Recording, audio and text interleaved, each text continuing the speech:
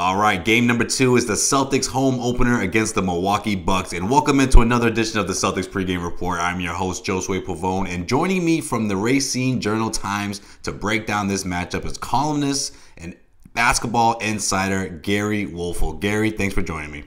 Oh, always a pleasure. Thank you. So with all the talk about the Celtics and Cavaliers sitting a cut above the rest, where do you think that leaves the Milwaukee Bucks coming into this regular season? Now, do you think that they're being overlooked in the Eastern Conference as a potential threat to Boston and Cleveland, or do you think that we can sort of expect a little more of the same than what we saw last year? Well, I think the Bucks are going to be, a solid team to say the least. They made the playoffs last year, and I certainly expect them to make the playoffs against this year against a very watered-down Eastern Conference. I mean, if you look at it, there's 4 or 5 teams in the East right off the bat that have no chance. I mean, none of making the playoffs. And for the Bucks, I would imagine after the top 4 teams of Boston, Cleveland, Toronto, and Washington, I think they're going to be in that mix, anywhere from 5 to 7. Do you see them knocking off one of those teams, whether we're talking about the Toronto Raptors, the Washington Wizards? Do you see them topping one of them and grabbing that 3rd seed potentially? Well, I think it's a possibility. I didn't think so. It's funny, this morning I woke up and I had them penciled in for the 6th spot. And then I went to a practice, and for the first time I saw Jabari Parker working out with his teammates, and he looked fantastic. I mean, I was just blown away because, he's recovering from his 2nd ACL tear and had surgery. And the last time I saw him a couple weeks ago, he was still, kind of unsure of himself on the floor, but he has just made tremendous strides.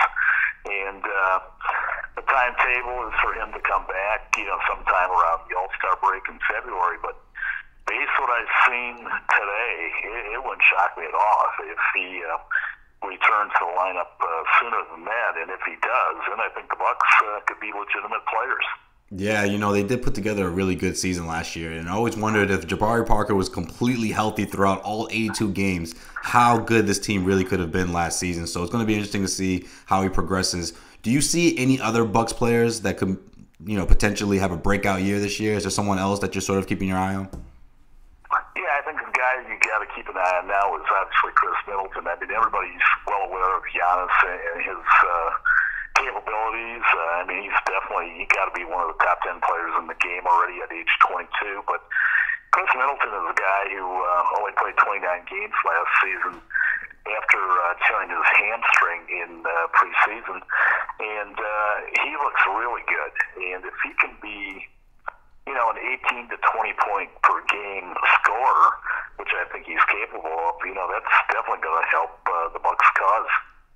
This edition of the Celtics pregame report is being brought to you by Greats.com. The makers of Greats create classic, stylish, and comfortable sneakers sold at a great price. Head over to Greats.com and enter the promo code Celtics Roundtable to save 50% off your first purchase. That's Greats.com. Use the promo code Celtics Roundtable. Gery, now very few anticipated Malcolm Brogdon to have the kind of rookie season that he put together last year that resulted in him winning the Rookie of the Year honors. Now, what do you expect out of Brogdon in his 2nd year? Do you think that there's a little bit more pressure on him to live up to what we saw last year, or do you think you're going to see him sort of overachieve a bit in this 2nd season? Yeah, I think he'll get a little better, but he's not a young kid. He's not like Giannis coming into the league. I think he's 24, maybe even 25 already, and I'm not so sure he can improve his game all that much more than he showed last year. I think the key with him is just staying healthy. I don't know if you knew this, but he had foot surgery his freshman year at the University of Virginia. And ever since that, the pro scouts and pro personnel have been very, very concerned about that foot and how it's going to hold up. And, last year I know Jason Kidd monitored his minutes, and I would fully expect that to be the case again this season. All right, Gary's prediction time. Who do you think wins tonight? You got to go with the Celtics. I'm sure they're going to be geeked up for the Cavs and maybe have a little letdown, but I fully expect Boston to win. And although Milwaukee, I'm sure, is going to be ready to play. All right, he is Gery Woelfel. Gery, I appreciate you stopping by, man. We had you on last season, so I knew as soon as that, game 2 against the Bucks, I definitely wanted to get you on. So I appreciate you coming on after I reached out. Oh, I appreciate that as well. Have a good one. Well, that's going to do it for this edition of the Celtics pregame report. Special thanks to Gery Woelfel for stopping by and to everyone who tuned in to yet another pregame report. Be sure to follow Gery on Twitter at GeryWoelfel.